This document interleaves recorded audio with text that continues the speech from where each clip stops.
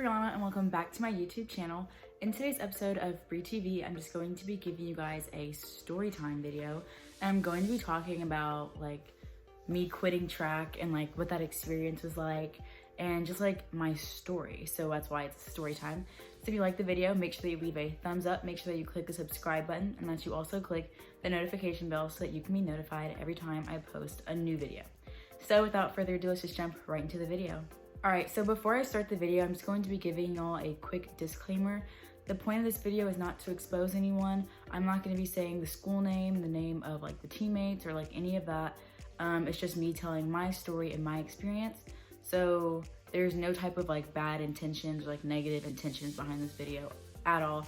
It's just me giving a story time, just for like entertainment. Like if you know me personally, you know where I attended, but if you don't know, then I guess we'll never know.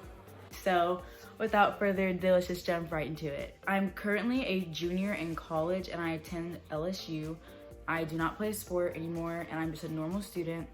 But going into college, it wasn't always like that. So the sport that I did was track and field. I ran track like for the majority of my life.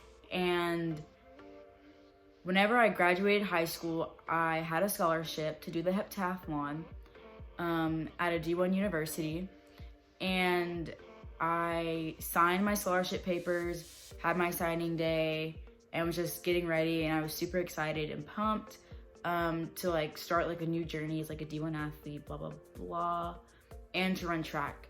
Prior to this, I already kind of had like a love-hate relationship with track. It's a very, very hard sport mentally and physically. It's just very demanding, and I was ready to take on the challenge of like being a college athlete, but going into it, I already had like an on and off love-hate relationship with the sport. So fast forward, I graduate high school June 2019, and then after I graduated, we had summer workouts, and then I went to school and I started my journey. But prior, like during the summer, me and my teammates, we ended up finding out that our coach quit. The coach that recruited all of us, he quit because there was like stuff going on with the program. He wasn't happy anymore, so he quit his job, and he was like the sprints hurdles coach. So he quit, and whenever we went to the school, there was only the cross country coach, who's also the head coach, and then the throwing coach and the assistant sprint coach. So there wasn't like a head sprint and hurdle coach. But then when we got there, they ended up hiring a new coach who was like mainly a jump coach. And I'm just gonna leave it at that. He was mainly a jump coach. And so we get there, I'm living in an apartment at this time with me and it's me and 3 other girls. But it's a 2-bedroom apartment. So me and one girl have to like share a room, and then the other 2 girls share a room, and then we all shared a bathroom. And it was like a pretty decent apartment. Sharing a room really wasn't that fun, but she was nice. So we got along pretty well. And then I ended up moving out of the apartment like a week later, just because we had some differences, and we just had differences, and I wasn't really like, I would always get like woken up late at night and just stuff like that I just knew it wasn't gonna be good if I stayed there the entire year. So I moved out into my own like studio apartment, which was still on campus. And yeah, so let's get into the nitty gritty. So this is like a month into the so we started school in September because this specific school had a quarter system. So we started school it was like late August or like early September, and we start school, and about 2 weeks into practices and school and like getting in the groove of everything, one of the assistant coaches, so we currently have a head coach who's also the cross country coach, the new coach that was rehired after the first coach quit, a throwing coach, and then the assistant sprint coach. Ignore my nails, they look so rough, but anyway. So 4 coaches, okay, for this track team. The assistant sprint coach we all had a team meeting, and he told us in the meeting that he was leaving, he was quitting. He wasn't even just quitting like the job, he was quitting coaching. So he was moving on into a way different like mode of life. because like I said earlier, there was stuff going on higher up in the program that was affecting like all the coaches and all the athletes, and it was a really ugly situation. So he quit, which was this finger. He quit.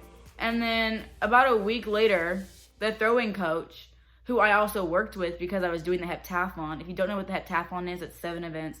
It's the 100 hurdles, 800 meter dash, 200 meter dash, long jump, high jump, shot put, and javelin. And so I would work with like the hurdle sprint coach and also coach, I almost said the name, the other coach who was the throwing coach. And she ended up quitting. So now we're down to 2 coaches at this point, and it's like September, October. So indoor is about to start, and we only have 2 coaches. And I'm not getting along with some of the people that I used to live with on the team. So everything was just going, downhill. So I started hanging out with another group of girls that were on the team. And they are so sweet. I still talk to like all of them. They had a track meet last season that I ended up going to and watching them, and they all did really well. And I'm so happy for all of them because 2 of them graduated. Now they're just doing their thing, and then the other one transferred and she's doing her thing. So I really loved, I still do, I love all of them. They made my year. They're so special. But anyway, I started hanging out with them, and as the season progressed, we still only have 2 coaches. It's kind of bad. The team's kind of not getting along. There's a bunch of stuff going on. So fast forward into November, December, we end up getting a head sprint coach. So we're back to 3 coaches now. So he gets hired. I would say a lot of people on the team, he was nice and he was cool because he was young, fresh out of college, ready to coach, blah, blah, blah. I liked him. I didn't have a problem with him, but a lot of people on the team did not like him. So that also caused kind of a lot of just disconnect with everyone, because going to practice with a coach that you're not really a big fan of, there was a lot of attitudes and people getting in trouble, blah, blah, blah. When I tell y'all, practice was a movie. Every single day, something would happen. It was literally that team needed a reality show, honestly, and it would have made money because there was so much drama on that team. So the new coach gets hired. Indoor season's about to start. So let me fast forward to December. We have our very first indoor meet, or it wasn't the first one because the first one was at UAB. The second one, I think, or it was the second or third one. We're in December, January now. We go to Vanderbilt for one of our track meets, okay? And it's an indoor track meet. And this is before the pandemic had happened. So this is before everyone started getting on TikTok.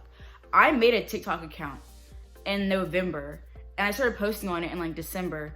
And I would just post stupid videos, whatever. December 2019, me and my TikToks were just making videos, blah, blah, blah. And then people on the team, I guess, found my TikTok and they started making fun of me. And they were at Vanderbilt, I was making a TikTok, and then one of the girls on the team was literally recording me as I was making the TikTok, and then sent it into a Snapchat group chat with other people on the team, and they were all making fun of me.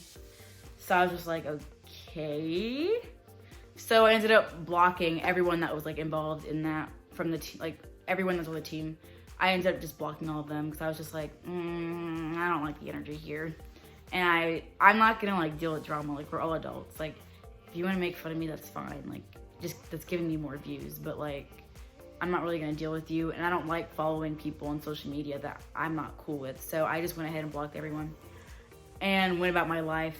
And then when we came back, one of them confronts me about it and was why did you block all of us? And I was just what do you think, sis? Y'all were all making fun of me. So that's why you're blocked. And that was that, but I don't have a problem with anybody on the team today. That was literally 2 whole years ago. I'm way past that. I'm just telling the story. So then that group kind of starts to form, I guess, a stronger dislike towards me, because now they know that I know that they don't like me. But like I said, it's petty drama. This is literally middle school stuff that's happening in college. But anyway, So that kind of starts to escalate a little bit. And we go to another track meet. Yes, we go to Houston. We went to the University of Houston for another track meet. And one of those girls tried to fight me. And I've never been in a fight in my entire life. I've never been in a fight, and I never plan on being in a fight because I don't fight people. First of all, I'm grown. 2, I just wasn't raised like that. And like, it's really never that deep to me. Like, there's never a reason large enough for me to go and put my hands on somebody, or for someone to put their hands on me. Like, if it's like petty, like girl stuff, like, girl, you're gonna fight me? Like, she got up on the bus, and I was literally just sitting there minding my business, and she got on the bus and came to like where I was sitting. It's like saying a lot of stuff to me, and then she told me that she was gonna beat and I was like, okay, then do it. Like, I've never been in a fight, but I really felt like if it got to that point, I could easily defend myself. I could have easily defended myself, and I was not nervous. I was just like, okay, then like do it. Like, if you're gonna fight me, then just do it. Like, go for it.